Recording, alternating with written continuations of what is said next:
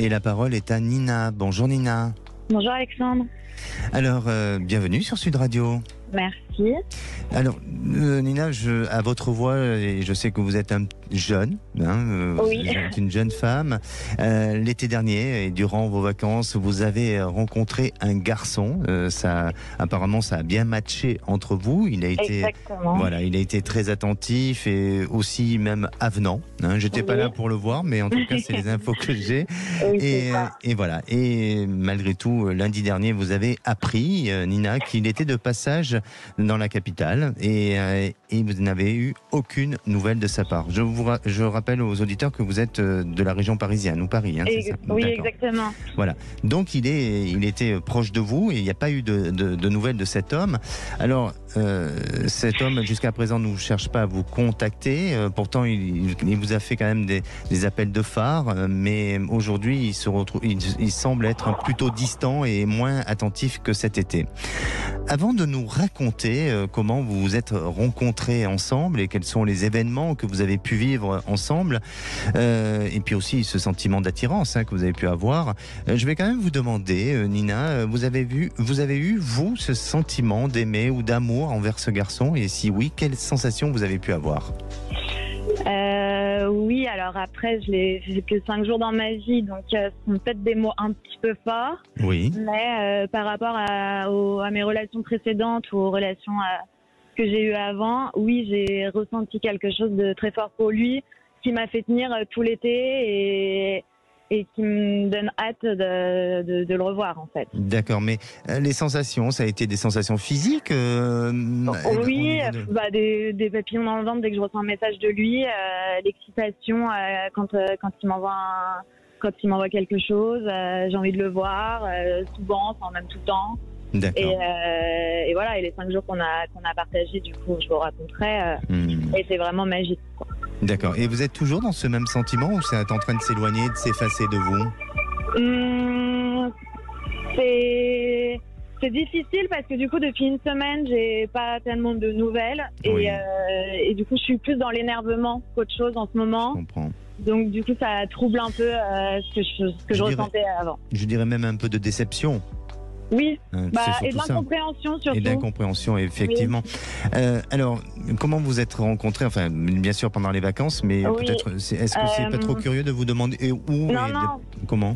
En fait, c'est un ami en commun avec qui j'étais début juillet qui m'a dit j'ai un ami qu'il faut absolument que tu rencontres. Je pense que ça pourrait matcher. Oh là, désolé, il y a un peu de bruit. Et il lui a donné mon numéro et ce garçon m'a écrit du coup 2 jours après en me disant notre pote en commun insiste pour qu'on se rencontre, qu'est-ce que tu fais pendant les vacances ? Il s'avère que moi j'avais une semaine de livre devant moi et qu'après je partais pendant 1 mois et demi. Et il m'a dit écoute, là je suis à la montagne avec un copain et sa copine, si tu veux nous rejoindre, viens. D'accord. Donc ça c'était le dimanche et en fait j'y suis allée le vendredi matin, j'ai pris un train pour le rejoindre, sachant que je ne connaissais pas cette personne et que je ne savais même pas à quoi il ressemblait. J'avais trouvé une vague photo sur les réseaux sociaux qui datait de 2017. Et du coup j'étais un peu stressée le vendredi en sortant du train et c'est vrai que tout le stress est retombé quand je l'ai vu. Parce que il a eu ce don de me mettre à l'aise tout de suite. Et ses copains pareil. Je me suis très bien entendue avec lui, il était chaleureux, il était avenant, il était adorable, mignon. Il y a eu une attirance physique en effet dès le premier jour de le premier soir. Et en fait à ce moment-là je devais partir le dimanche et finalement je suis repartie le mardi d'après. Super. Parce que il voulait que je reste, parce que ça se passait hyper bien et même sur place j'avais vraiment l'impression qu'on était presque en couple par rapport à son attitude envers moi en fait. D'accord. Vous avez eu une sensation ou un sentiment d'une petite voix qui vous a dit d'y aller et pour vivre ce moment magique, et vous l'avez vécu. Et aujourd'hui, quel est votre questionnement, Nina ? Et en fait aujourd'hui, il m'a écrit toutes les vacances, sachant qu'on n'était pas ensemble pendant 1 mois et demi. Il a quand même pris des nouvelles tous les 2-3 jours, à m'envoyer des messages alors qu'il n'est pas du tout portable, à me dire des choses très mignonnes. Et même le week-end dernier, il m'a envoyé j'ai hâte de te voir, hâte d'être à Paris. Et c'est vrai que du coup, comme vous le disiez, il est rentré lundi matin à Paris. Et on s'est écrit, on a échangé 2-3 messages, mais c'est vrai qu'il est plus froid, un peu distant, enfin pas disponible en fait. Et du coup, il se cache un peu derrière son boulot. Et je pense, au fond, je pense que c'est vrai. Il avait pris 2 mois un peu off et je pense que la reprise a été un peu violente. Mais en fait, c'est juste que si je retournais la situation et que c'était moi à sa place, je serais arrivée à la gare, je serais direct venue le voir. Bien Et sûr. du coup, je comprends pas trop pourquoi là, d'un coup, il est à Paris et tous ces mots du week-end dernier se réalisent pas et qu'il ne montre pas autant d'envie de me voir que précédemment. Mais, alors, vous savez, parfois, il y a des rencontres comme ça d'été, des rencontres où on a besoin de s'évader, on a besoin de vivre, on a besoin de profiter du moment présent. Et puis, le quotidien nous rattrape et nous amène à penser autrement, différemment.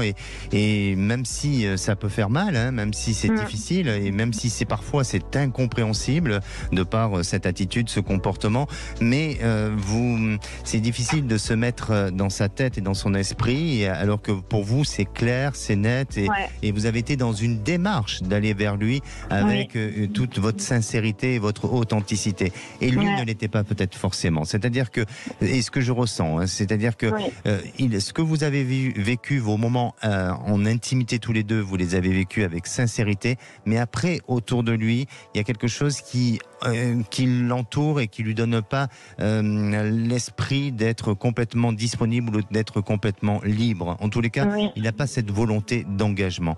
Et vous vous êtes amené peut-être à le revoir, certes, mais pour moi, je ne vois pas un grand avenir dans cette histoire. Donc c'est pour ça, c'est pour ça, prenez du recul et ayez ne soyez pas nostalgique, mais ayez ce souvenir et cette odeur de vacances que vous avez vécu et ça a été pour vous un moment magique, mais surtout ne vous concentrez pas sur des pensées asphyxiantes et des pensées négatives, d'accord ? Oui. Bon, parfait. Merci Nina. Merci. N'hésitez pas toi. à nous faire un retour et puis peut-être pour une prochaine histoire aussi. Ok, si j'ai du nouveau, je vous écrirai. Super, merci. On se retrouve. Au revoir. Merci. Et on se retrouve dans quelques minutes avec des conseils sur la loyauté. On retrouvera aussi Joe qui va nous parler de clairvoyance. On en parle dans un instant. Ne bougez pas, c'est sur Sud Radio.